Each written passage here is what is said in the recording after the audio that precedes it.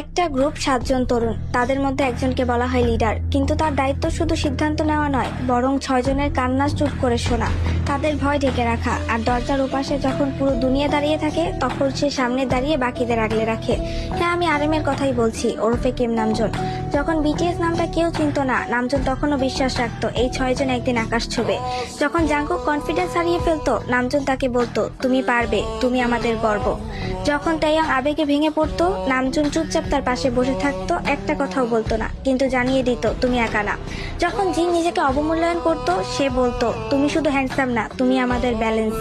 যখন ইয়ঙ্গি নিজের দুঃখ গানে ঢেলে দিত, নামজুন তাকে বলতো তোমার ব্যথা আমরা আমাদের শক্তি বানাবো।